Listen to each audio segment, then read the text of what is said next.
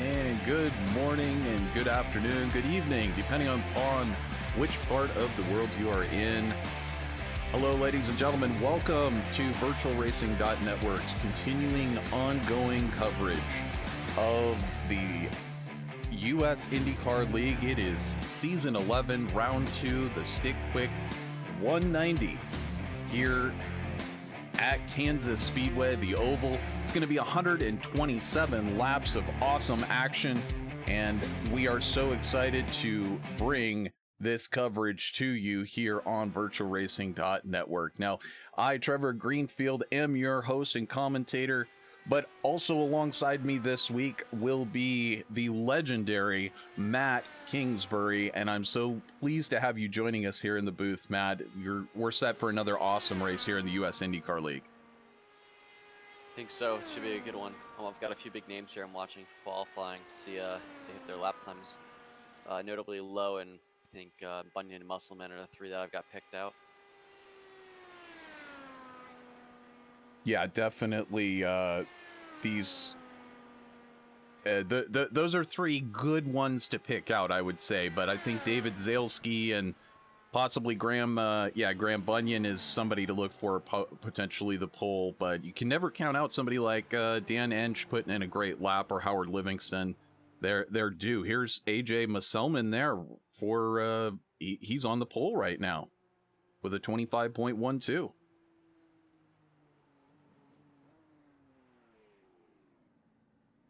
Graham Bunyan just leaving the pit lane now, so he'll be one to watch for his first lap here to warm up and then see what he can hit for the second lap. Okay, and we can see that Richard Kelbaugh also putting in his lap there and putting him up to second. So let's take a look over at Graham Bunyan. Now, of course, these drivers, Matt, of course, are, as I just said, they're not they're not on the track at the same time, even though virtually it may look that way. If I switch between the two drivers, they're actually out there by themselves having to do these laps. Yeah, if they were out there together, it'd be an interesting draft session, that's for sure. So we watch Graham Bunyan go through the corner. Now he's running a bit of a medium to high line on the track, not right down at the line. He does dive down at the start finish. See if he can get that extra couple of tenths of a second. So Matt, how important is qualifying here at the Speedway? Would you want to be on the pole? Is there a particular place you want to qualify? I mean, I think it really depends on what type of strategy you're looking to play. If you're going to run the feel-safe strat, you obviously don't want to be up front. But if you want to be out front, right, leading the race, hugging that white line, I think that's, that you obviously want to be on pole then. Well, if your name is Graham Bunyan, you're up on the pole right now with his last lap there, 25.102. 1/100ths of a second faster than our second place qualifier, AJ Musselman, who's in his second race of the series. So the rookie looking for Rookie of the Year honors here in the US IndyCar League.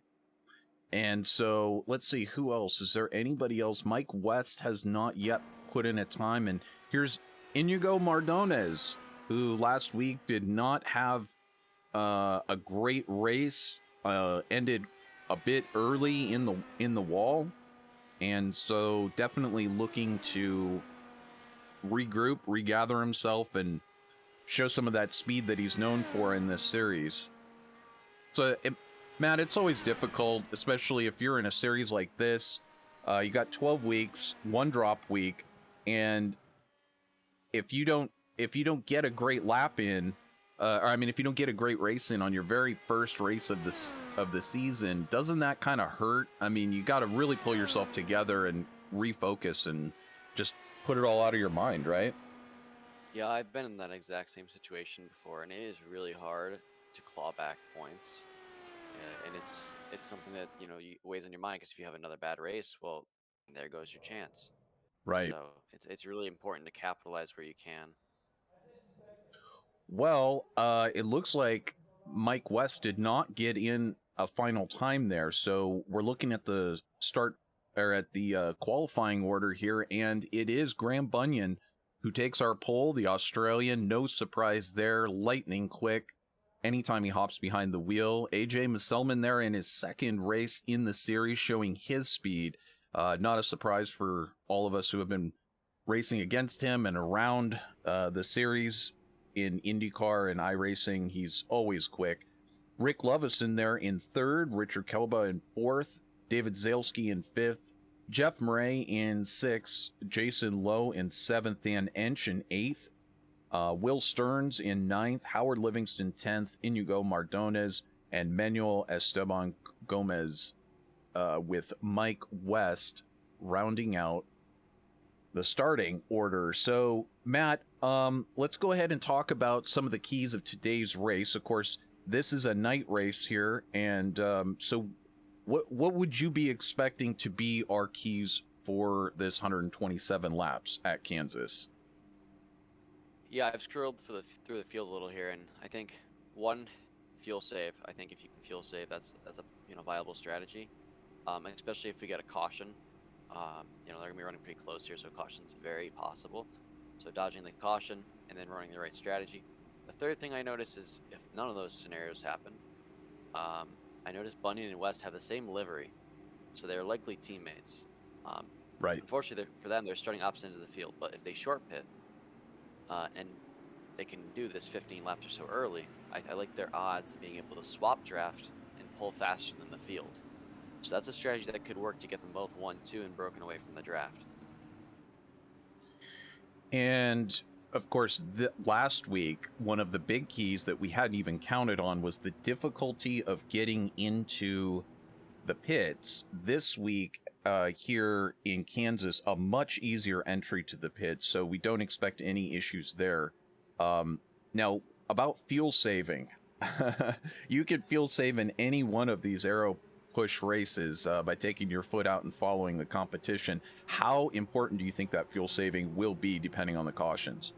Yeah, I mean, if you get put within the fuel window to make it work, running map 2 or map 3 in the draft, lifting off, that's going to be key. Like I said, it has to follow the caution, though. You're not going to be able to save enough fuel to do it outright during the race.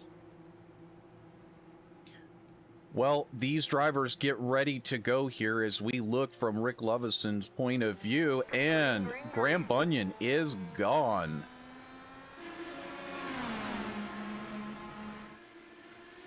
So, Matt, we got 127 laps to do. I don't think Graham could potentially run away off the front of this from AJ, so you're looking at a draft lock pretty much the whole race. And here's AJ Musselman. He's not happy to stay in second. He's diving right for first place. Yeah, I see that. And, you can break away here. It's hard because there's no aero push and the draft distance back quite a bit. But if you do it with strategy, it's very well possible. So I think that's what we might see here, as the field's mostly single file right now. Indeed, mostly single file, but now we can see a lot of action starting to happen here on the backstretch. With the temperature being what it is, let's go ahead and take a look at that real quick, because that will be potentially a factor, but it is 75 degrees on the track as the action starts to heat up. Looks like we've got some drivers looking to get around and get up to the front early. Yeah, I just watched Will Stearns push really hard in 3 and 4 that last lap. He had the wheel cranked, I'd say, full lock for some reason, and was just pushing through the corner at 200 miles an hour. So I'm not sure if there's something wrong with his car, if he just had the wrong tools in it. Yeah, I'm not getting any notes that he's had any contact or anything like that. As you said, maybe he just has the wrong adjustments in for the start of the race, or maybe trying to conserve tires. Tough to tell. Oh, and there we can see Will in the wall already. Yeah, definitely something wrong there. That car, it's not turning.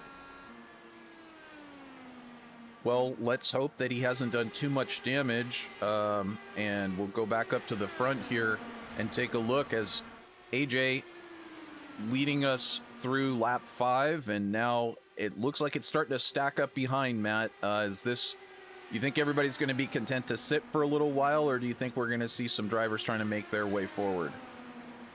I think you're going to see a little of both. I think Graham's just fuel saving here. He realizes might have a shorter pit stop that way. I think we're going to see a few guys trying to push forward, though. get themselves in a better position. So you can see David Zalesky here making a move on the outside of Graham Bunyan, maybe just hanging out there on the outside. No, he's trying to go to the outside, possibly for the pass. As we go side by side, it's Zalesky in second for that lap. And if you look at what Musselman's doing, he's protecting both lanes. He's giving equal draft to both of them because he knows that it gets tight in the corners. So if you're aero pushing that guy, he's not really going to run too much on you.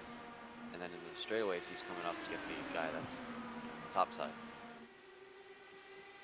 So these early laps, how important is it to control the pace? If you're in the front, as you can see, Zalesky now going to the outside of Musselman, do you want to control the pace from the front? You want that clean air, and I suppose then Zalesky wants to take that clean air from Musselman if he can, unless he's trying to fuel save, right? Exactly. I think depending on tire wear, short might be a strategy that gets you up front. But I don't know if you're going to be able to just draft past someone here on the outside and clear them into the corner. Not sure, how big the suck up is this race. Doesn't seem like it's a viable option, but you can go too wide and hold, clean air on the front nose. So I think you'll see those two doing that in hopes that their tires stay better and they can pull away, with the aero push and the degrading of the tires. Well, we're now 3 wide into turn 1 here. Matt, I don't know if 3 wide is advisable at Kansas, but they did manage to make it work for a minute. And so Jeff Murray out of New Concord, Ohio, now pushing up the track and making this a multi-car battle for the lead. It's really anybody's race right now. We've got everybody still in a group except for Will Stearns. Will is back out on the track circulating, but he is 3 laps down now. So unfortunate turn of events at the start of this one for him. As we can see, so much action going on still. Drivers still trying to work this out. Nobody settling really for single file. And we can see Jeff Murray really getting high there on the outside, pushing up the track with this aero push. And hey, Matt, for those of the audience who are watching, maybe aren't an iRacer, aren't used to driving these cars, just tell us a little bit about how heavy that draft is and all you have to do to compensate for that. Yeah, it's going to take away a good amount of grip, so you have to adjust your tools or find clean air like these guys are trying to do at the top of the racetrack. But you got to be careful, because if someone else takes the same line as you could end up in the wall, especially if your car is leaning towards understeery feel. If you get that aero push, you're not going to be able to settle into the corner, and you're going to be pushing up the track. So potentially into the wall. Loose enough. Yeah, and I think that's a big risk if you're going to try to run that close to the wall like he was.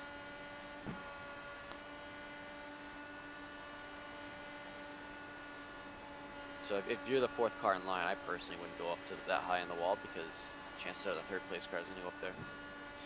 I mean, from my experience, that aero push is absolutely brutal. I mean, you want to follow another car into the corner, but there just isn't the grip to do it. And as you mentioned, as you get further back, 2nd, 3rd, 4th car, by the time you get to the 4th car, the air is so disturbed that you're fully lifting out of the throttle. Now, that's where we were talking about earlier, conserving fuel by being able to lift your foot out of the throttle and there being enough draft that it can suck you back up to the car in front.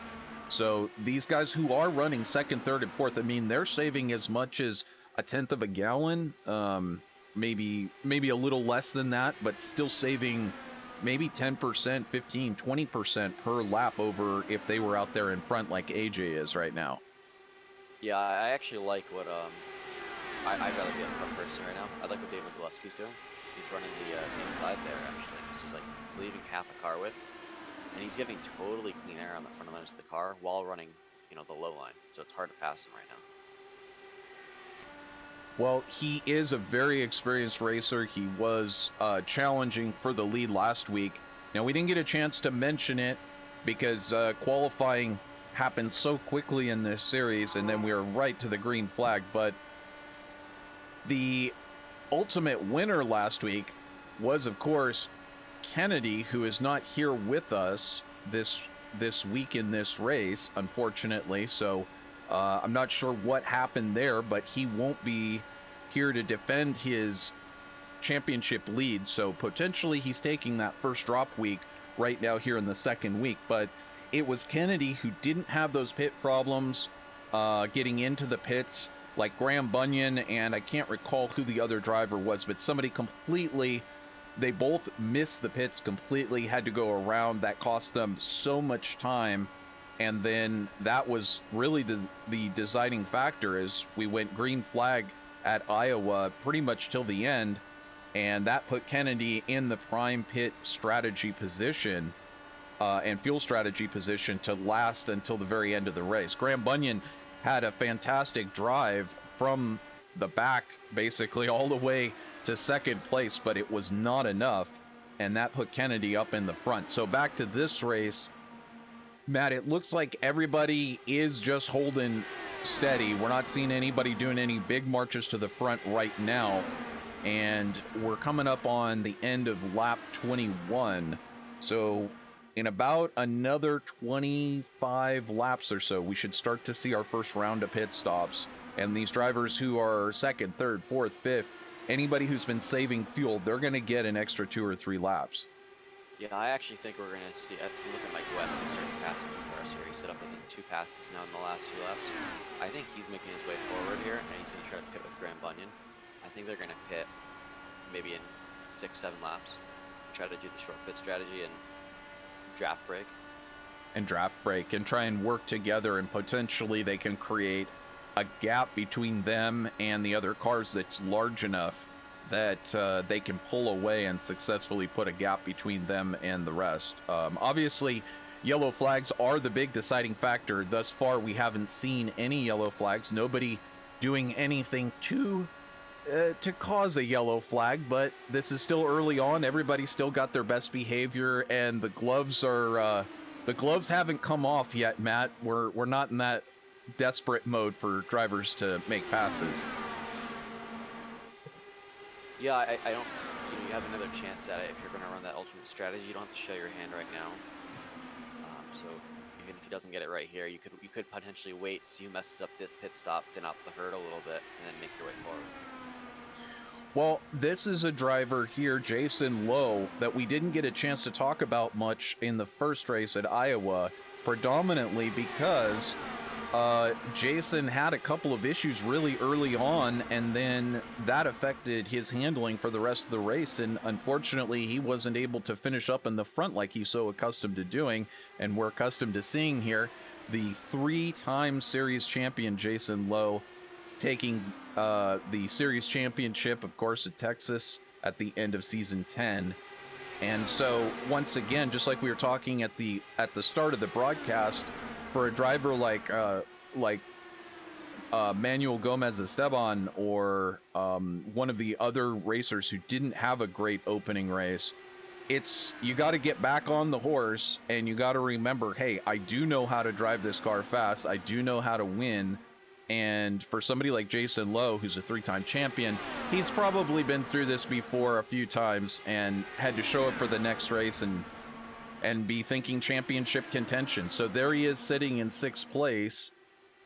This is just now it's getting a little crazy out there, as we can see Jeff Murray here in 5th place, and Inigo Mardones. Have not mentioned his name much in this broadcast. Didn't get a chance in the last race to mention his name, but there he is, Matt, in 5th. He's up 6 places today. Could we see a Spanish driver, Inigo Mardones, potentially up there on the podium?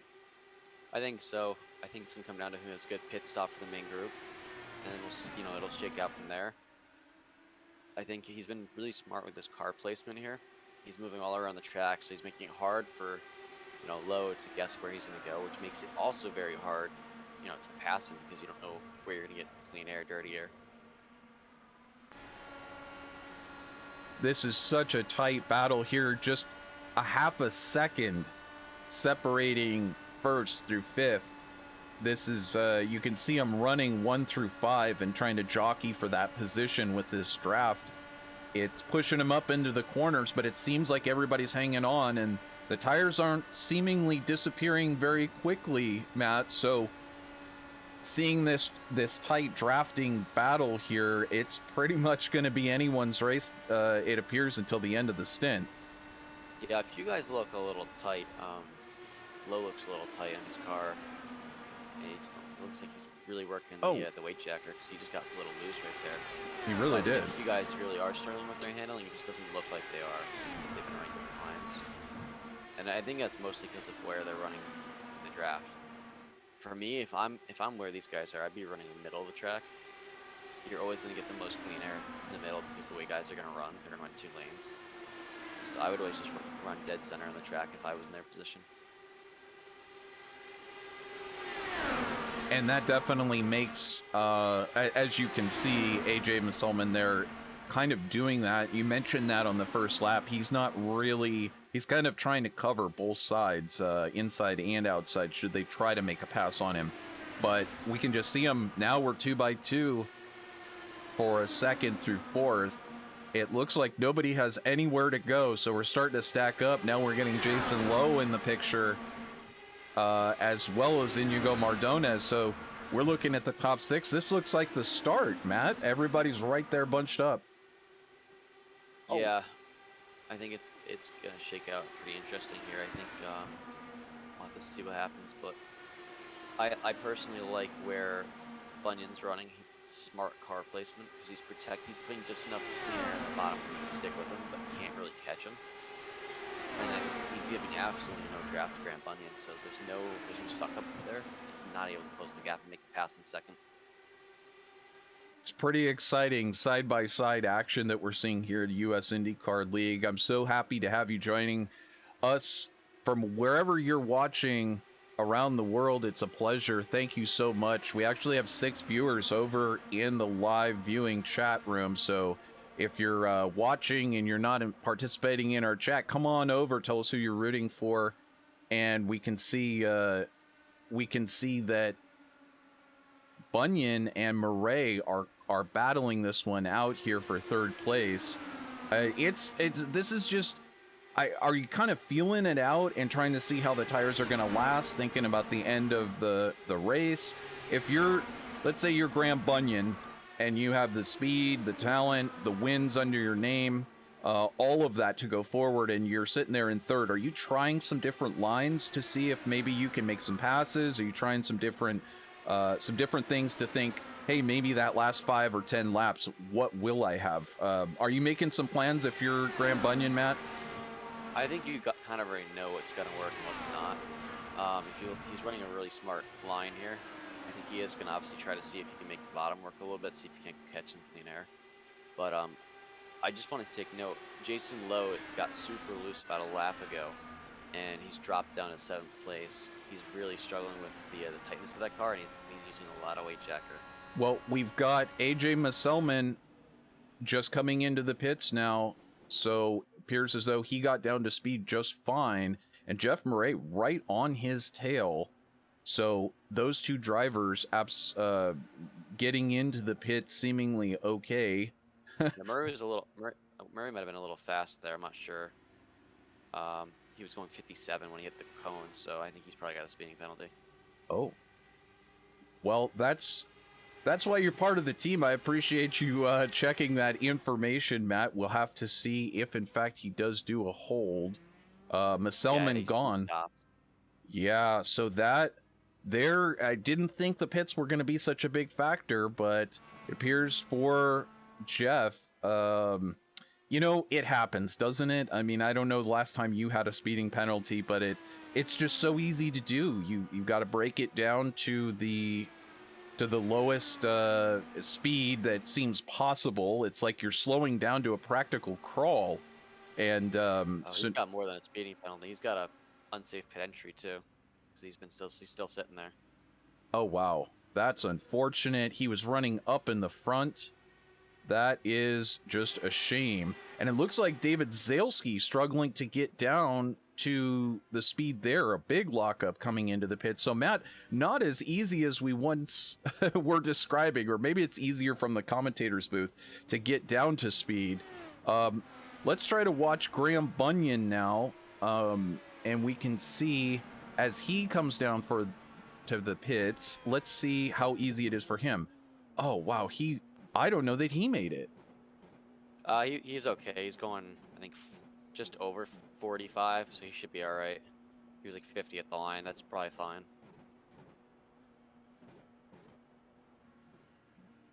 Tough to say. Big brake lockups that I've seen, and now that will allow this man, Dan Ench, out of Fort Wayne, Indiana, second place in our championship here in the US IndyCar League last season. He takes over the lead, and so, Matt, if we're having green flag stops, this is actually a great chance for some of these drivers like Dan to run on very low tanks and potentially put in a quick lap or two. Is there any chance you can maybe get an overcut strategy and break away? You know, I think it's going to depend on what his lap times are here. If he, you know, low fuel is obviously an advantage, but having fresh tires is a huge advantage too. So we really need to see what, you know, the speed comparison is him compared to Musselman, Zaleski and them. If they're running only at, you know, the same speed, then staying out is probably the way to go, because then it gives you an option to underfill the car with, you know, fresh tires, and that's always going to be a little faster. Absolutely. Yeah, that gives you can shave half a second or so off your pit stop just by taking less fuel. Dan is just continuing to put in the laps. There, Jason Lowe into the pits, and we can also see that Mike West is into the pits as well. Here's Dan Ench on his approach. Looks like he made it just fine. No big lockup. He was dropping half a second a lap, so I think he realized that wasn't a smart move to stay out. And, you know, you don't want to lose the draft, so you can stay out probably 1 or 2 laps, be safe. But any more than that, you risk losing the draft. So. Well, we watched David Zalesky here on the backstretch as Dan Ench sits in the pits. AJ Musselman there, the virtual second place on the track. Graham Bunyan in third. But they've pulled, AJ has managed to pull a second, and David have managed to pull well over a second of a gap. And Dan Ench now falling backwards. We have a note here that says Will Stearns has also crashed. Let's take a look at that. What happened? This is a little too late. We'll have to back it up and see if we can figure out what exactly happened. No, it may just be that he had an issue and decided to pull it into the pits. So, yeah, he just pulled off track in the backstretch and parked it. Sure. Well, sometimes discretion, the better part of valor. When the car's not handling right, you think you might be in the way of the leaders coming around or something. That's usually a gentlemanly thing to do to not cause a further issue. Yeah, we do have a Jeff Murray here. It's going to go another lap down. It looks like he's on the high side, which is interesting when you're about to go a lap down. So he's going to go a third lap down because he lost 2 with that penalty. Well, not a great start for the season for Jeff, and he was up there in the front, battling for first even. And unfortunately, looks like short of some wave arounds and some magic laps on the cautions, it doesn't look like Jeff is going to be up in the front for today's race. But this race is happening right now. David Zalesky up 4 positions on the day. AJ Musselman there in second place. He started second. He quickly jumped up to first on the start, but he finds himself in second now. Maybe this is a chance for him if and he's going to the outside, Matt. I don't think he wants to be in second, but isn't that the place to be so you can save the fuel? It is. Honestly, though, they need to start working together if they want. First off, they're going to have Bunyan catching up, so they need to swap draft to lose him. But if you look all the way back in 5th, Jason Lowe and Inigo Mardones, they're swap draft, and they are running pretty quick lap times. They're running 3s. So, you know, that's what you want to be doing. And right now, Zaleski in Muscleman, they are running 3s and 2s, but they've also had the draft for the lap car. So, while that's great, in the long term here, the rest of the pack is going to catch them unless they decide to work together.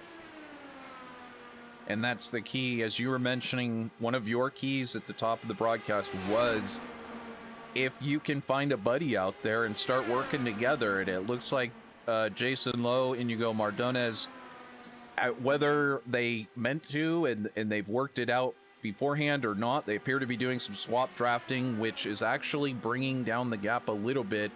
The gap from Jason Lowe to Bunyan, just about 2.6 seconds now, so they brought it down just a little bit. Yeah, and it helps they have an experienced driver in Dan Edge behind them. He knows what the swap draft is, so he's not going to interfere with it. He knows that to catch up, he's got to let them do it, and it's going to benefit him too. The top two aren't doing that. If they were to do that, this race would have been, pretty much locked up between the two of them, and they could have started that in like the last, 5-10 laps. But the rate it's going now, I think they're going to close in. Bunyan's already there basically, so he's happy about that. But yeah, it's gonna limit their progress here. I think they are gonna get caught by these guys if they keep the swap drafts correctly. So I'm not seeing AJ Musselman and David Zalesky working together quite as nicely as you mentioned, and so these guys are going to get caught. Last lap 25.54 for Zalesky, Lowe at 25.56, but Inigo Mardones at 25.45. So a tenth of a second a lap. It's possible for them to chip into this lead, but I don't know. Looks like it's kind of cooled off in terms of that group catching the front. And right now, the story is all about these two, David Zalesky and AJ Musselman. Zalesky, the series veteran, regular race winner, and AJ Musselman in just his second race here with his AJM Consulting on the side pod. I'm not sure what AJ does. Maybe we can ask him if he's in the interview at the end for his consulting business, but I would say maybe it's in graphic design because that is one beautiful vehicle there. Yeah, it's a pretty well done livery. Yeah, I'm still looking at the swap draft back here, and they are faster, but they got to get it right. And I think what's happening is one of the swaps isn't being effective. Tire wear is increasing, so they got to make sure they get that set right. You got to get the move done, going into the corner. And, right here, Inigo is going to the outside. So that's not going to benefit anyone if you're doing that move. You got to go to the inside and get the move done. So you have to work together here with your partner. So if you're Inigo, you go to the inside on Jason, and then the goal is to... Now we're teaching everybody how to do this, so next week you'll see everybody doing this in iRacing that wasn't doing it before. But so then Jason Lowe dives back to the inside. That's all this is just catching the draft of the driver in front, minimizing the line so you still stay to the inside, and catching the driver in front through the corner, then making the pass to the inside. It sounds so easy to do, and just keep swap drafting over and over and over. It sounds so easy to do, but I mean, these drivers are going 215 miles an hour virtually here, so any wrong move, I mean, they're making passes and swapping drafts, but any wrong move, you could end up in the wall, losing control. Your weight jacker settings may not be right. You may encounter something happening in front of you that you may not expect. But hey, I tell you what, Matt, if you take a look from Jason Lowe's point of view, that gap has closed to 1.45 seconds to Graham Bunyan. He's just up the road. So this swap drafting trick that you're talking about, hey, it's pretty good. It seems to work pretty nice. Yeah, it's your slingshot drafting. You can't bump draft these cars. If you slingshot draft, it's a little faster. You're carrying that momentum about 4 miles an hour. On the entry speed of the corners. That's going to keep your speed up through the corner. So it does work, but to get the most of it, you got to practice it. I think the key here is they also have the draft of the cars in front of them now, though, so it is hard to swap draft. But you can see they're, having the draft car in front of you, that's going to drop your times down immediately. And someone just peeled off. Musselman just went off the pit lane. He's not a clean entry, and he's definitely going to get penalized. that, wow, why? What happened there? That's Yeah, I think he's gonna get snagged for an unsafe entry. I have a feeling. There's no way to avoid that. He went outside the white line. well. Let's see if we can figure out what happens here. He makes a very late entry to the pits, and it's an unsafe entry. That, as you mentioned, is gonna potentially, hate to say it, but it's gonna ruin his race. Absolutely. He'll still stay in that preferred position of being the first car a lap down, and should we have a yellow, he might be able to get that back. He's gonna go 2 down at least. There's no way he's gonna get a lap back. And that's exactly what I was talking about earlier. You know, these drivers are very skilled, very talented, very experienced. Just because these aren't the same drivers that we're seeing at the top end of the fixed series or the open series, these drivers have been around for 5, some of them longer, years in this series. And Matt, if you make one small mistake on pit entry, as AJ Musselman now exiting the pits, if you make just one small mistake, I mean, that can put you 2 laps down, effectively ending your chance at the race win. So it's just so easy to make a mistake, and these veterans seem a little bit more poised here today, not making those mistakes. Yeah, I mean, it's an odd one. He's just gone another lap down right there too, but he's got service, so it'll equal out a little bit. But yeah, that's an interesting call right there. I don't understand why he dove down that early. Because to me, you can't make it from the end from there. Exactly. So that's what confuses me. Exactly. One would think maybe he had a slight bit of damage and he was trying to pull in to, to possibly get a repair or something like that. I don't really understand what he was trying to pit for, but nevertheless, 1.2 seconds now separating Zalesky from Lowe. And while we were talking about that, it was Lowe passing Bunyan, and then now Bunyan has dropped back quite substantially. So I'm not sure what happened to Bunyan, but he's now dropped 0.7 of a second behind Lowe and 1.4 seconds off of the lead from David Zalesky. Maybe he's, again, stuck. Maybe he's just stuck in a fuel map that he's trying to save fuel on and lost a little bit of time. That's what I'm thinking. It's the only thing that makes sense. I don't know if fuel's that close, though. I don't feel like it is. I felt, from what I can tell, they went about 40-something laps. So that should put you in a safe window. I think they say they can do close to 50. I think it was 49. Yep. If you went 42 laps, I feel like that should be good enough. Well, unless our numbers are a little off and they can only do like 45, 46, then yeah, a fuel save could be viable here to try to extend your fuel out, make it on one less stop. So I guess I just had not really done my math correctly, because possibly AJ, well, we're at 71. There's really no way that AJ could have made it. So I'm still puzzling over that. I would love to know more. But anyway, back to this battle. Zalesky and Lowe, and then you can see Lowe with Inigo Mardones right behind him. Well, if fuel saves become a question, I think Dan Ench is probably in the best spot. He went 45 laps. That puts him 3 laps to the good compared to everyone else, who only went 41, 40, 42. So you got to hit, according to my math, to make it on a 2-stop strategy, you got to go at least 43 laps per stint. And Bunyan just said he's been into the wall, it sounds like, so definitely not a fuel save there. He's dropping back. Oh, I see that. Yes, absolutely. Bunyan now dropping back. We'll see.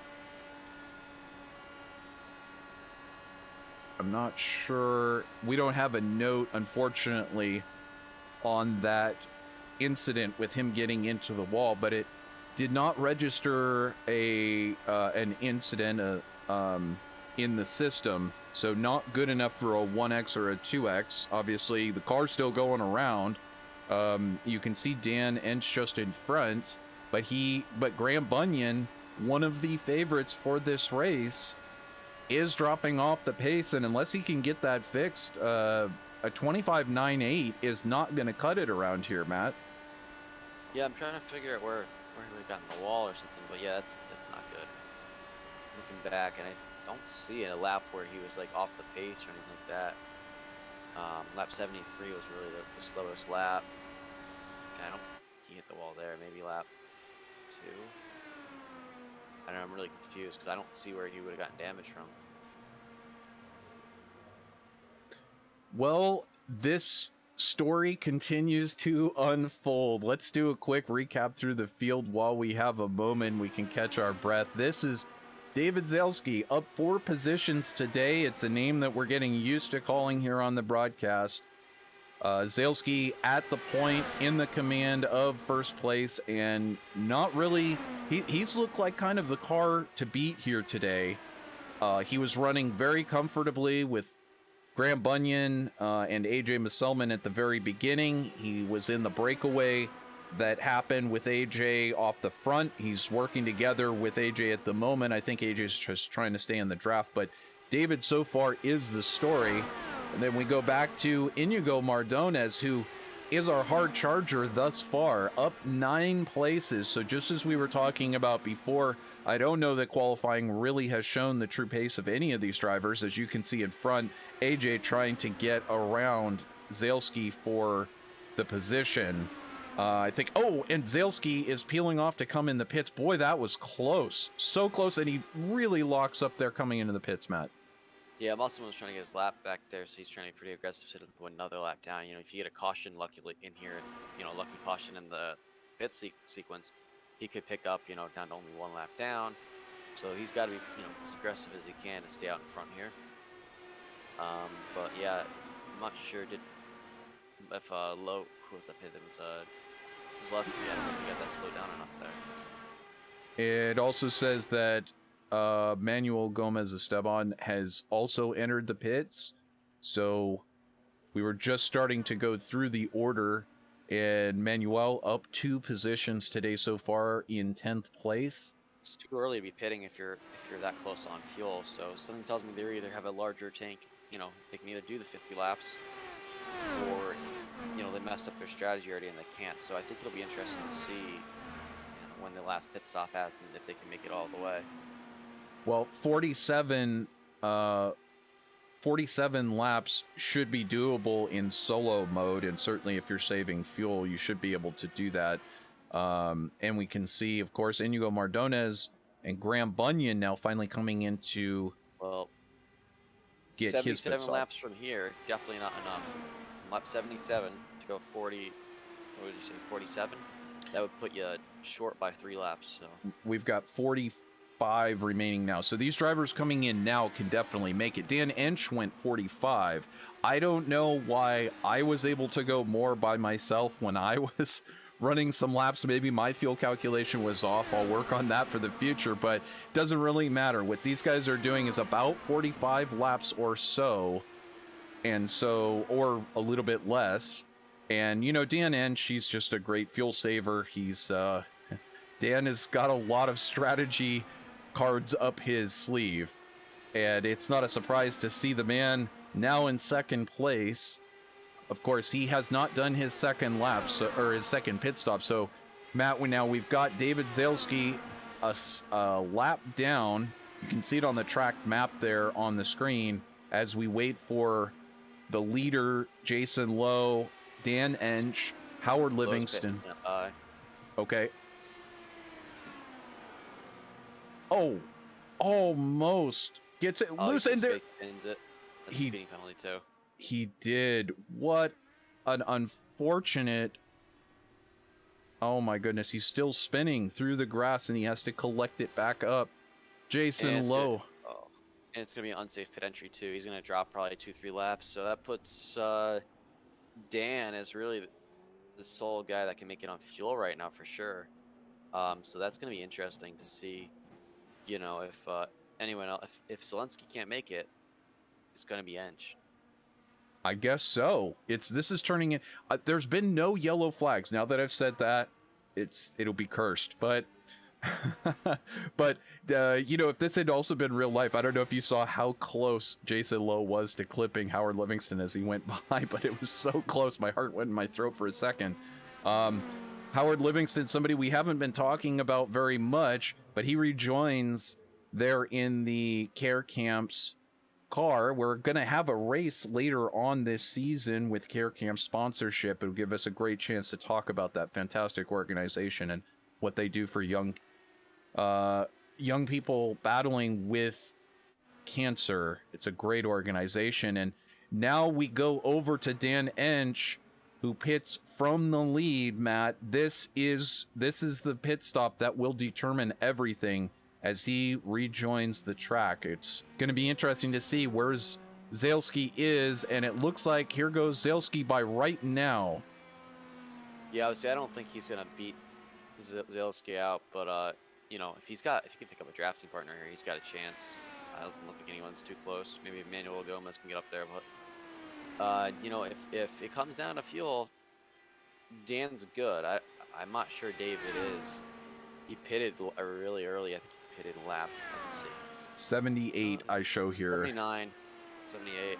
So he could be good from there, but that's only if he's going, he has to make it quite a distance. He has to make it almost 50 laps. So I mean, he would have to be running fuel map 5, which would kill his pace, or he'd have to be finding somebody to draft with. This would be the great time for him to have AJ Musselman magically appear in front of him again, running very fast laps so that he could get some free drafting in. But I don't think so. I mean, he's pretty much by himself, and so Ench is about to get caught by Inigo Mardones. So Ench, if he wanted to save fuel, he could do it.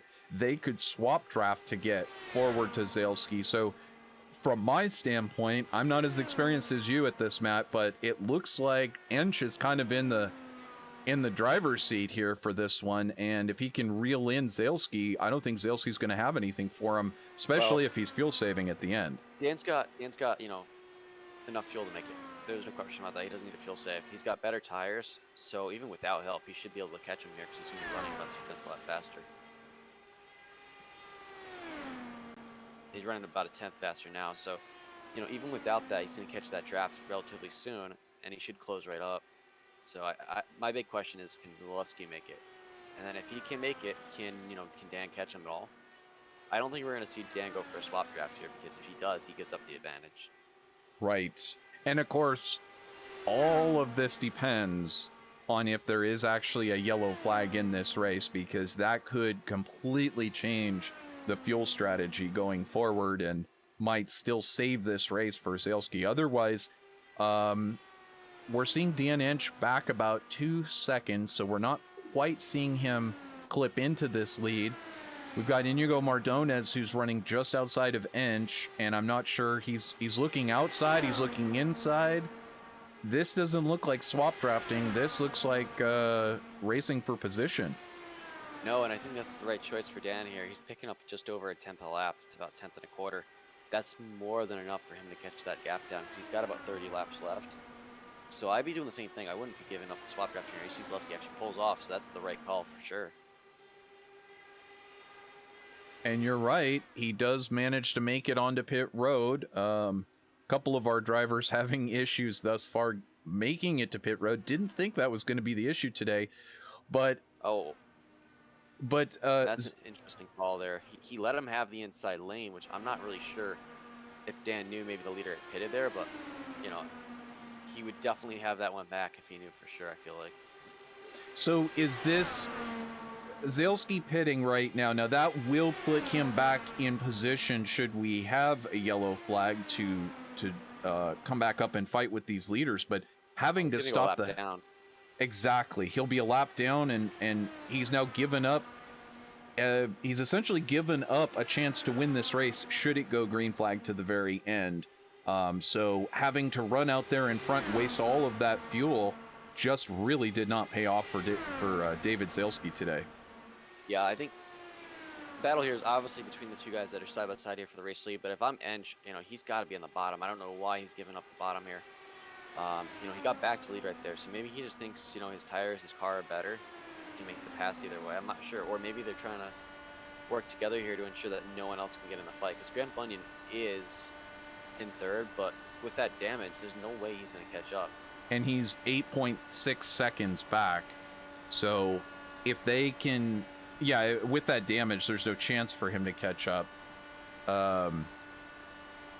So this is really a two-horse race here. We've got Inigo Mardones, who last week crashed out of the race, did not get to see the checkered flag, didn't get to show us what he can do behind the wheel, and this race has charged forward from 9 positions back to be in second, and here he is challenging for the front. This is somebody we might be talking about quite a bit. The Spaniard Inigo Mardones here from Barcelona. He's doing one heck of a job, up 10 positions, and he'll lead a lap, which will get him a bonus point. Yeah, I think these two are racing really good and really clean here. I think we're going to have to wait and see what happens here at the end. It's going to be interesting.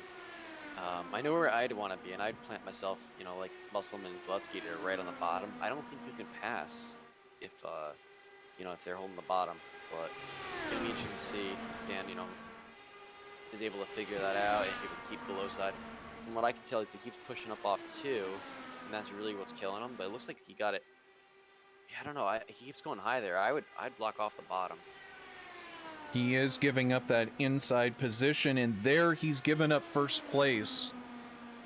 So tough to tell. The 3 drivers behind, not for position. Graham Bunyan, this race has completely broken wide open. It was a pack racing battle in the very beginning, and now with no yellow flags going green the entire race, this is just down to these 2 cars.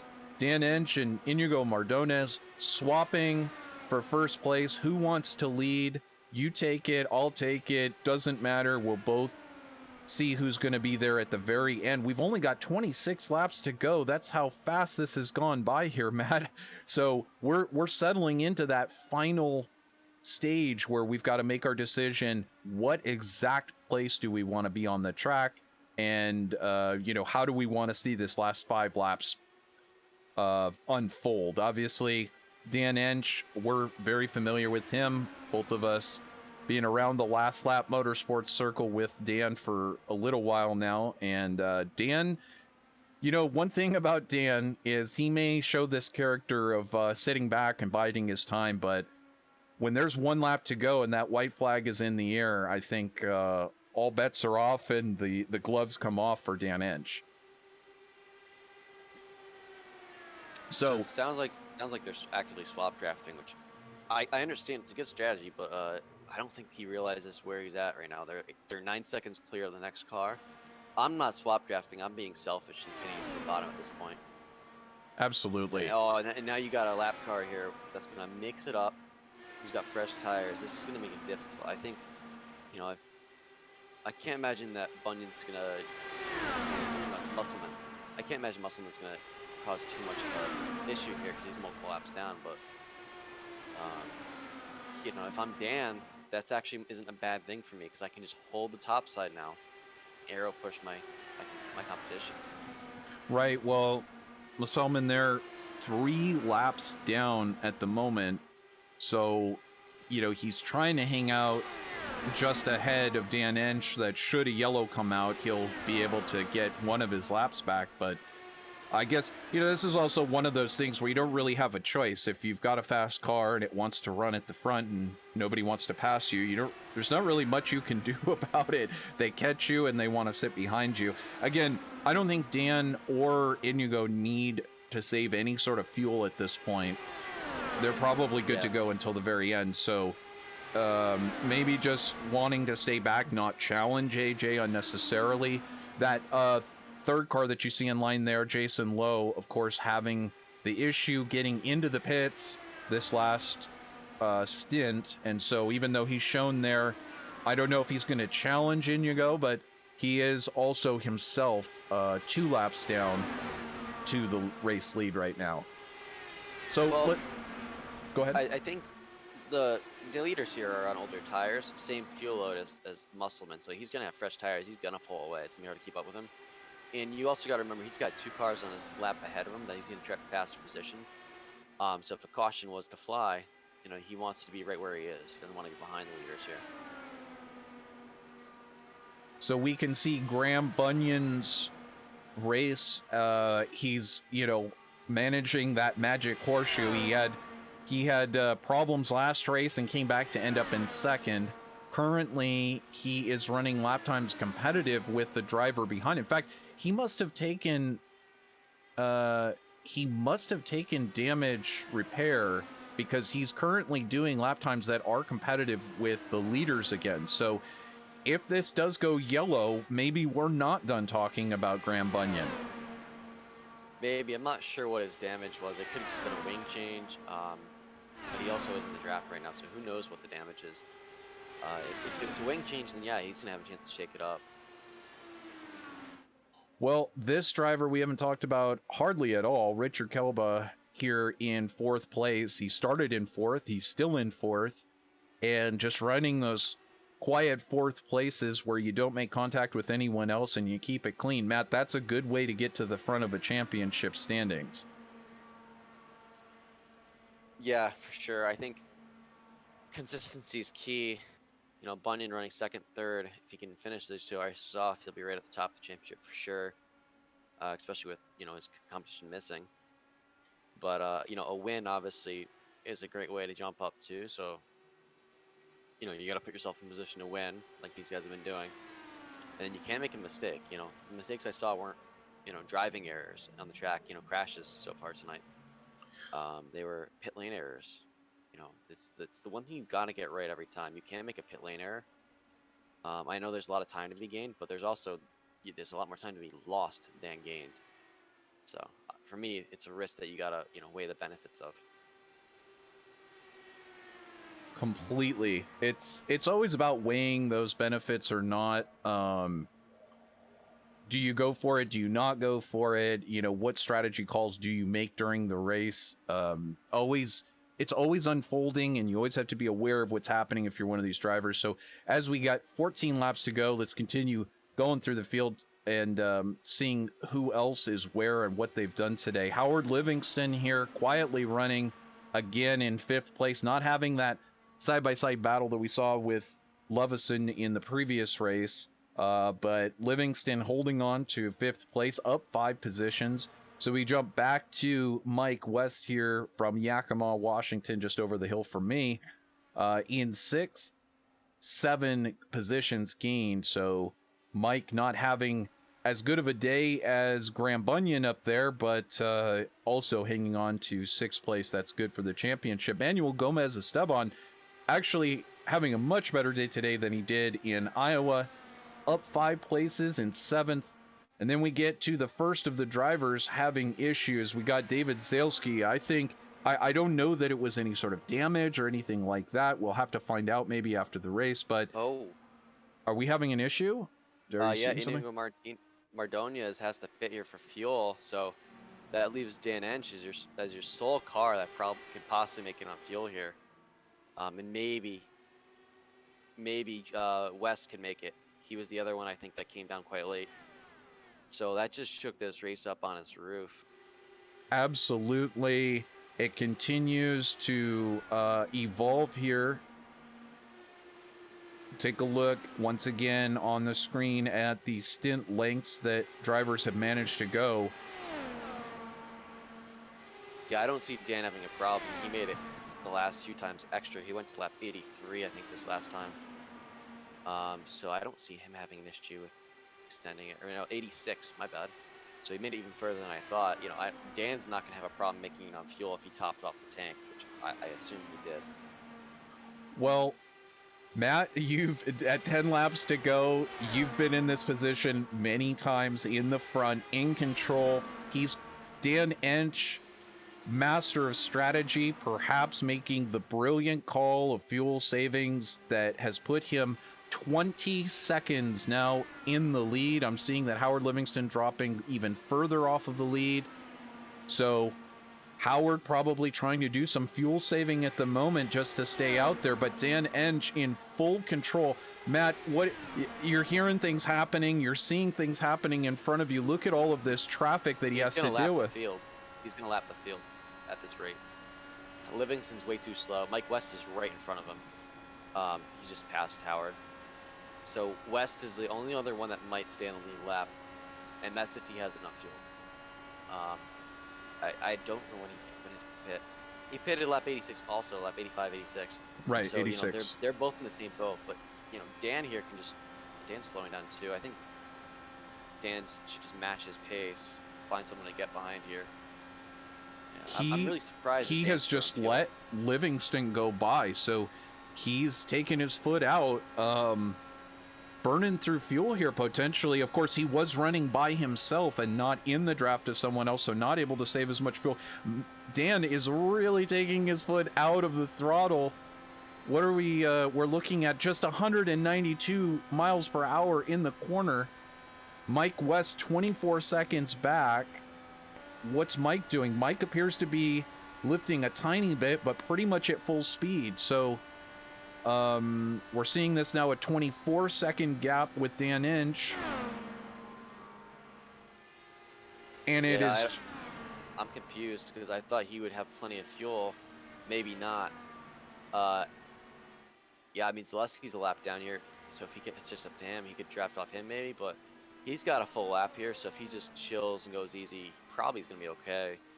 You know, I don't think West can close up that much time in 1 lap, or 4 laps, so I think he'd be all right. Well, we'll throw the track map up on the screen again so you can watch it there from the comfort of your living room. 4 laps to go. Dan Ench, the sweat probably falling off now. As you see David Zalesky taking his lap back, that puts him onto the lead lap. And if Dan can hold on through another 4 laps, he will emerge victorious. He's had to really take his foot out of the throttle, Matt. This is so stressful. If you're Dan Ench, you may not know whether you can make it to the end. He's all the way down to 185 miles an hour as Jeff Murray dives around the outside. Car's having to take evasive action of the leader. You can't pit here. He's got to stay out and commit to it, even if he runs out of fuel, because you'll trap everyone else a lap down. So he's got to just go for it. Well, the gap is down to 15 seconds and closing quickly. 2 laps remaining. Will Mike West, somebody we haven't been talking about all race long, will Mike West be the one to inherit this lead? Down to 13 seconds. At the current rate of speed, he's okay. He can give up. He's only giving up 3 or 4 seconds a lap, so current rate of speed, he's fine, assuming he can make it. And he's picking the speed back up, actually. So that tells me he's probably good. White flag is in the air for Dan Ench. It appears as though he's going to hold on through 1 and 2. He's not out of fuel yet. Oh, he's out. Oh, and he is out. He is out. And Mike West. He might still have it, but we'll see. We're really close. Mike West approaching just 10 seconds. Oh, he's not going to make it. He's not going to make it. Dan Ench clutching to the very end. Just 6 seconds separate Mike West from victory. And there it is at the start finish. It is Mike West taking victory over Dan Ench by 3.63 seconds. Mike West coming out of nowhere with a fuel strategy for the ages. Dan Ench was going to be our strategy for the win, but running out of fuel on the very last lap. Matt, what a heartbreak for Dan Ench, but still great to come in second place. What a race. And how about Mike West coming in first? He only led 1 lap, and it was the very last one, Matt. Yeah, I mean, I was watching him, and I knew him and Dan were on the similar strategy. I'm actually shocked that explains why his pace was so much slower. I think that stint, he just sat in the draft, which is really smart. I'm surprised Dan didn't catch that earlier, that he was that close. I guess Dan was really saving hard in those first few laps of each stint. And and was able to, extend his other stints out so long, which was good strategy because you don't ever want to be backing it down in the last stint like that. But like I said, I'm really shocked that he ran out based off the numbers I was seeing earlier. Wow, what a finish. And I don't know if Mike West just ran out of fuel there at the very end. But it kind of looked like he did run out of fuel right on the start finish line, because I heard it sort of gurgle and then die. So possibly close for Mike, but nevertheless, Matt, you only need just enough to get over that start finish stripe, and it wasn't enough for Dan Ench. So wow, what an amazing finish to this race. Green flag all the way. I cannot personally remember the last time I saw a race that went green flag all the way or was in one.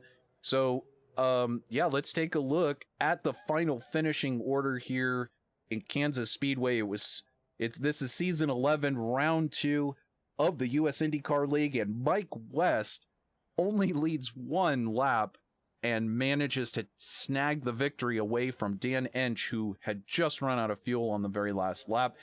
David Zalesky coming in third despite pitting much earlier and us thinking he was possibly out of contention. He hangs on and gets third. Inigo Mardones in fourth. Inigo not with the hard charger award. That goes to Mike West, who actually came from 12th position on the grid to first. So what an amazing climb for him. But Inigo doing an amazing job as well. Fourth place, 7 positions gained.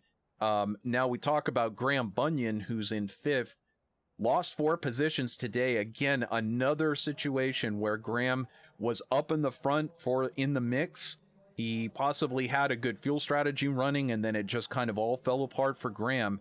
Not on the right strategy, ending up losing 4 positions today and continuing to not quite get that top step of the podium. That will hurt his championship efforts. Rick Lovison bringing home 6th place. He too lost 4 positions today. Probably not the type of ending to the race that he would want. Howard Livingston in 7th. Gaining 3 spots. And so then we have Jason Lowe, our defending champion, also suffering issues, this time getting into the pits. He came in 8th place. Richard Kelbaugh in 9th. Manuel Gomez Esteban in 10th. Manuel was up in the mix for a little bit today. He drifted back. AJ Musselman, one of the stories of today for sure, coming in 11th. He had run all the way up in the front, and in the beginning he was setting the pace. So interesting that the rookie suffering some sort of an issue bringing him into the pits. We'll have to see if we can figure out what caused that. Jeff Murray also having a problem. He was running up front, and then Will Stearns rounds out the finishing order in 13th. Will getting up into the wall, but it just didn't seem like the car was well for him all race long. Matt, this was one heck of a race. Your keys to the race paid off perfectly. Each one of them a major factor today. What did you see out there? Yeah, I mean, I saw some pretty good driving there from a lot of guys. I think, fuel save was more important than we thought. I guess we were off a little of our calculation on that one, which was an interesting one. So it definitely made its way into the race more than I thought it was going to be without a caution. Well, we're going to try to get some of the folks into our chat room here in just a moment as we clear this off the screen. I would like to go ahead and take just a quick moment since we had no commercials. Let's go ahead and talk about StickQuik. Now, StickQuik is, of course, the sponsor for this race and the sponsor of the series. The US IndyCar League proud to be partnered with StickQuik. The ultimate tool accessory, patented StickQuik is the only product of its kind designed to hold multiple types of hand tools, cooking utensils, and writing implements to any surface, making the item ready for instant retrieval and use. And you can learn so much more about it at the website stickquick.com. StickQuik, from my standpoint, is just one of these cool things that everybody needs to have in their house. I will be getting some in the mail at some point in the near future, and I am so looking forward to it. It's going to be a welcome addition to not only my house, but my shop as well. I've already got plans of what I want to do with it. So you can get it in all these different colors, and make sure you visit the website StickQuik.com for more information. So, Matt, this was quite an amazing race today, and so let's take a look and see if we have anybody that can join us in the chat. I can see. Let's go ahead and talk to Dan Ench. He was he was running so excellently in the race, and Matt, let's welcome Dan. Dan Ench, can you hear me there in the broadcast booth? Yeah, I got you loud and clear. All right, bud. So Matt and I were watching this unfold. You look like you were in the proverbial catbird seat. You were out front by over 20 seconds. We were trying to do the calculations. It looked like you had plenty of fuel to make it to the end. But it appears as though you didn't. So can you just take us through what happened in that last pit stop exchange and how you ended up second place out of fuel? Well, I made a critical error when I decided to try, along with the help of Inigo, to get an even bigger lead by using the old swap tactics there. And that was working a little bit, but it wasn't worth what I spent in fuel. And that's what left me a little bit short. If I'd have just fallen in line behind Inigo, I had plenty of fuel, but I miscalculated how long I could play around with that, and had to take it really easy in the last couple of laps, as I'm sure you saw. But, you know, Mike West, he had the right strategy, and he did everything he needed to do and came up with a good win, and congratulations to him. Next time the SparkEls.org car is going to come home with a victory. I'm getting tired of second place. You were so close. We were just counting the laps until it was going to happen, and then you had to start taking your foot out, and we were wondering whether you were going to make it. Still, though, to come in second, that's where you finished the championship last season. This now makes a couple of podium finishes. Well, actually, not last week, but right up there in the top 5, and this week on the second step of the podium. Sure, you can take that top step, but I think this is going to do your championship wonders. You're very consistent. Well, I can't complain about the start we're getting here. I just got to quit making those little bitty mental errors that keep me from getting that number 1 spot. But we're working on it, and want to thank StickQuik for giving us the opportunity to have some fun on Saturday mornings. What a great bunch of guys! No yellows. I mean, these guys very rarely make a mistake as far as their driving is concerned, and it's so much fun.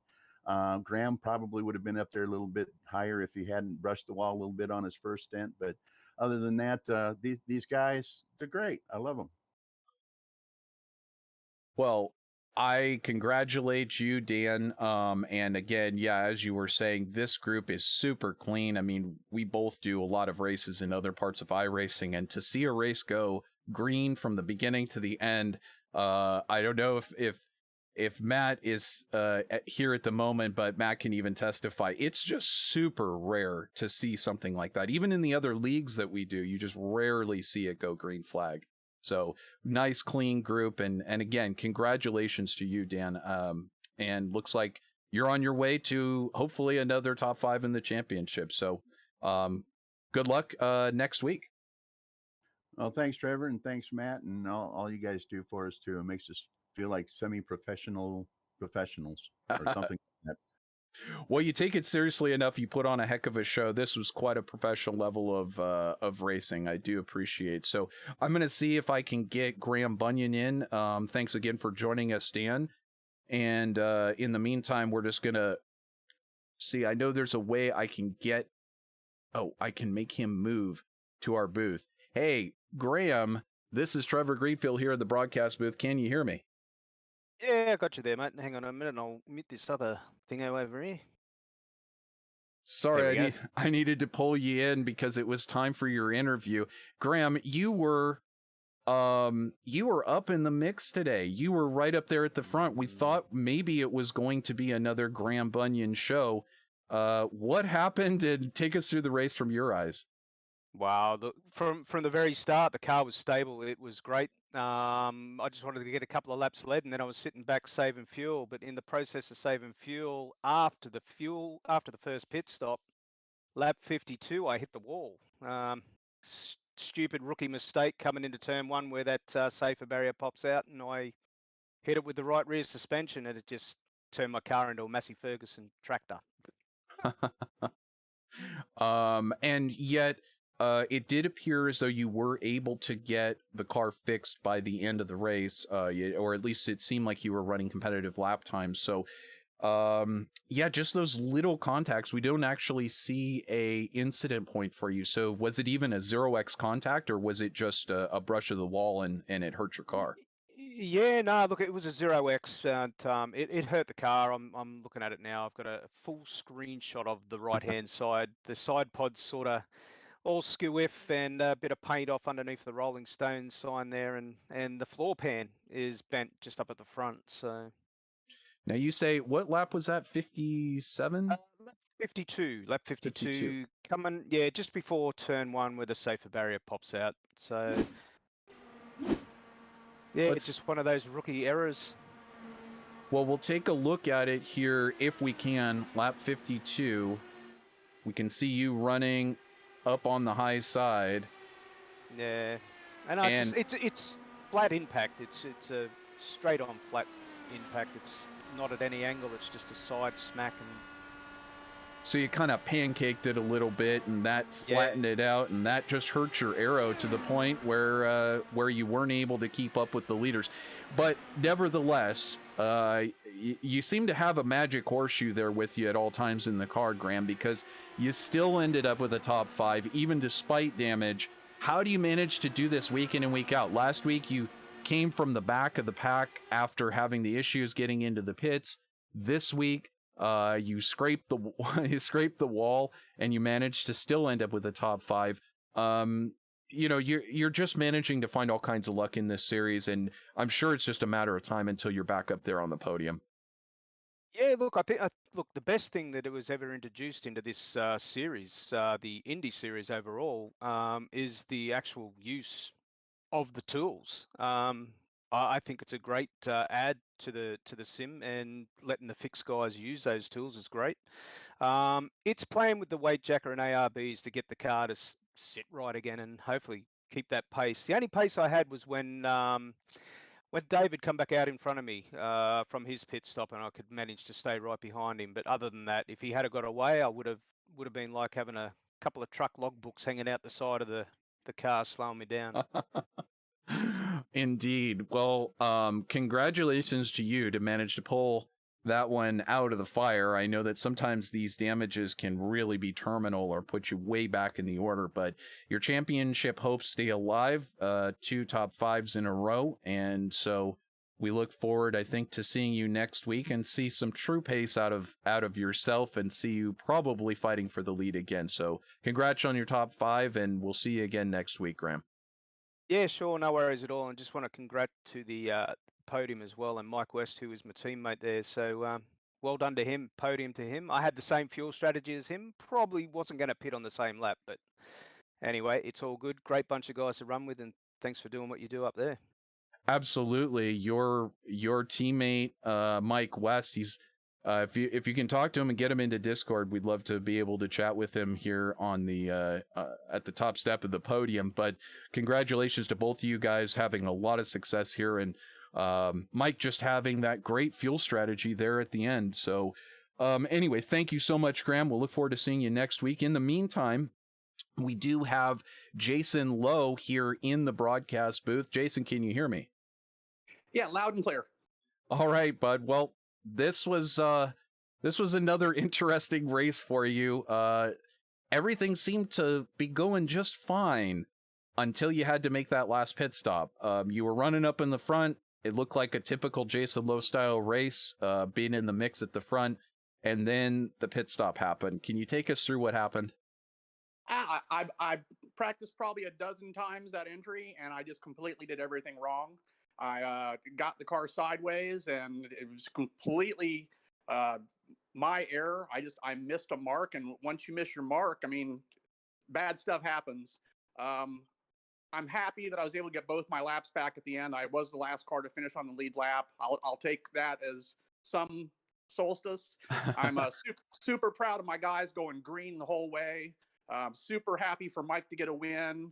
Sorry about Dan getting second, but man, you got to give credit to Mike for making it all the way. And then Dave Z got a nice third, good podium, and a nice clean race for all of us. And I don't know, I had fun. It wasn't what I wanted as far as a result, but I had fun. And I really appreciate you guys and StickQuik and all the league members. The broadcast, I was listening along as I was driving. It sounded fantastic.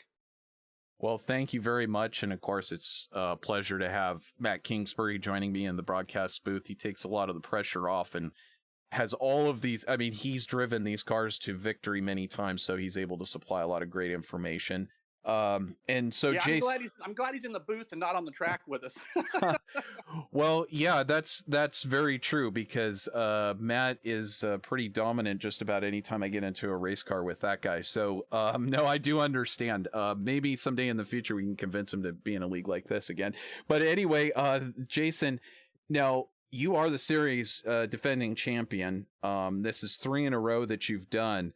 But you're not starting out the season the way you'd love to do. An 8th place finish here, and last week, not even close to the podium after your issue there. I mean, you do have one throwaway week, but it's already starting to look like some of the other drivers, some of your other competitor, like Dan Ench, who came in second in last season.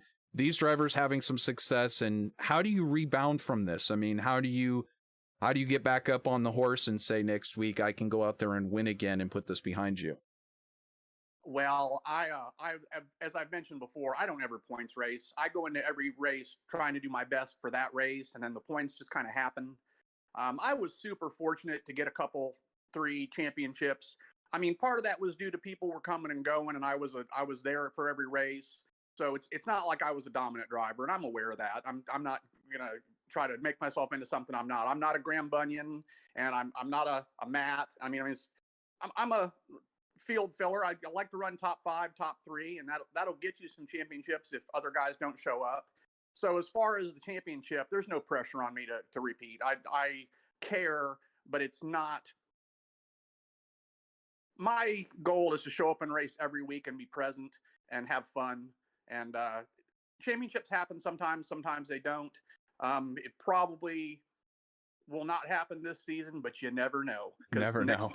Next week is a new week and stuff happens. So I show up every week with a smile, and I try to leave every week with a smile. And I really enjoy the guys I race with.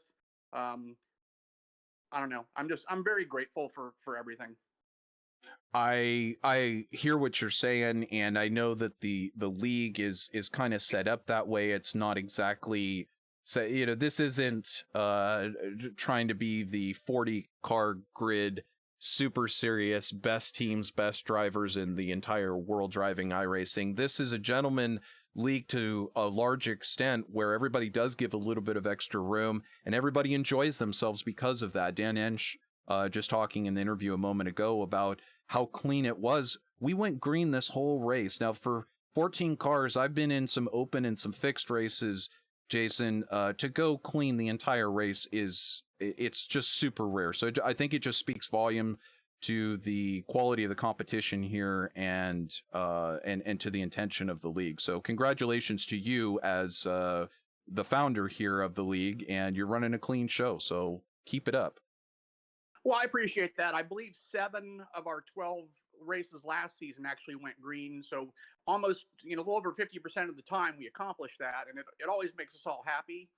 I actually was not this league's founder. It was handed to me by someone else who kind of retired from league racing.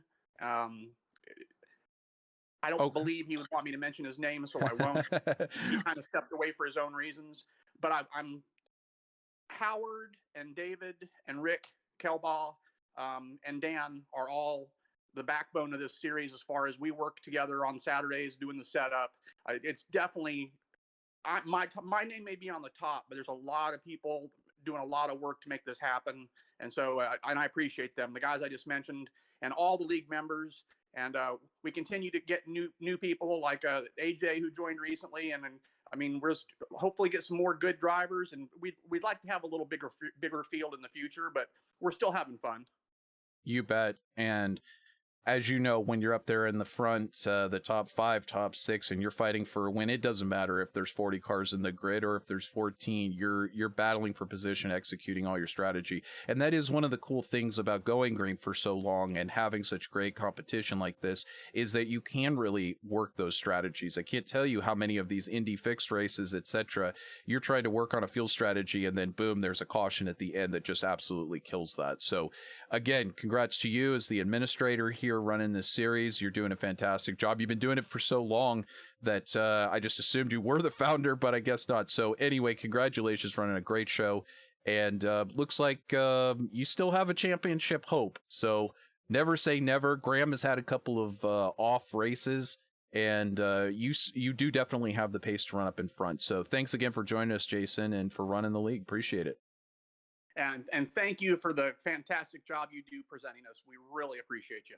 It's my pleasure. Good luck next week, Jason. So Matt, we're going to go ahead. I don't see that we're going to get a chance to talk with Mike West, the winner from today, or David Zalesky there in third place, but an American podium. Looked like we were going to have the Spaniard Inigo Mardones there up in the top there for a minute, but he didn't quite make it.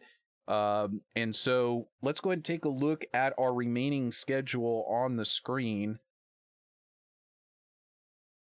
There we go. My machine kind of froze for a moment, kind of scared me. Anyway, here we go on screen. We can see we're going next week. That is a big one. Circle that one. It will be a special event. It always is, Matt, as you know. The IndyCar Oval at Indianapolis, legendary Speedway. The real life series just ran there. iRacing just ran multiple different races there. It's going to be our Care Camps 250. And we'll get a chance to really learn about that great organization for the COA Care Camps. Matt, that's going to be exciting at Indy. I think so. I'm also looking later down the schedule, and I see a road course in Monza, so that should be an interesting one. It's without chicane, so it's not going to be the most technical track, but there's going to be some deep brake zones, some high speeds, and it's a road course, so they have to turn right. So I guess we'll see who our road course ringers are. You bet. Yeah, and I do know a couple of these drivers are very skilled on the road courses, so we expect some big things out of them. However, there is one drop week, so I think that's a new change to the US IndyCar League, and that kind of does favor those who just want to run the ovals. Maybe they may decide to not do that race, or, if you're not so good at road course racing, you don't have to take that race quite as seriously for the championship. But with no chicanes, that's pretty cool, because usually on iRacing, you're running it with the chicanes. So it'll give us a chance to really see these cars fly all the way down that straightaway at high speed into turn one. So then, Matt, we also have Pocono, legendary track built for Indy cars. That should be exciting. Auto Club Speedway, high speed, a lot of draft locking there. So we'll see another great drafting battle. And then on the other side of Monza, we'll get Gateway for the Alzheimer's Association 180. Again, another great organization that we'll get a chance to talk about there. The Miguel Macias Sr. Memorial 190 presented by StickQuik at Texas. Texas always is a great battle. Then our Phoenix Raceway battle, Las Vegas Motor Speedway should be another great drafting battle on a D-shaped track. Michigan for another draft lock at high speed, and then Chicagoland Speedway. Matt, you and I ran Chicagoland in another league, and it was draft lock, but crazy action and very close. So this series it's got a great schedule. It should be a lot of fun going through the rest of this. So we'll go ahead and take a look now. I don't even know that we got much of a chance to look at the points coming in. So we don't have the current points tallied on here, but this is as they came in. Of course, this is going to change. Kennedy and Bunyan will be dropping down. Zalesky will probably retain third, but I would imagine Dan Ench will move up into second with this finish. So we'll take a look at that as soon as we get to our next race next week. I'm pretty excited. It should be another fantastic week. It'll be special. It'll be at Indy. we'll see everybody trying their best to come home with an Indy victory and drink that milk at the end. And Matt, do you have any last thoughts on today's race before we close it out? No, I mean, I thought it was pretty good. I think you got Bunyan and Ench are going to get the top end of the, of the scoring pylon at the end of the night. So those two will be up there. And I think it's going to come down to the season to, who's the most consistent over this course of the season here. Like I said, you got the road course, you got one drop. So if you've already used your drop, you got to have a good round of the road course. And I think that's where it's going to get interesting. Yeah, definitely. You got to use that drop very, very carefully. So, well, that is going to do it for us here at the US IndyCar League at Kansas. It did not disappoint. Mike West bringing home the victory. We thought it might be his teammate Graham Bunyan once again up at the top step, but in fact it was Mike West who came from 11 positions back to take first, Dan Ench second, and David Zalesky third. Congratulations to them. And once again, thank you so much for joining us here on VirtualRacing.Network. My name, Trevor Greenfield, and I was joined today for the whole race by Matt Kingsbury. So we will be joining you again next week from Indy. For now, thank you so much, and we will catch you next time here on VirtualRacing.Networks. Bye-bye, everyone.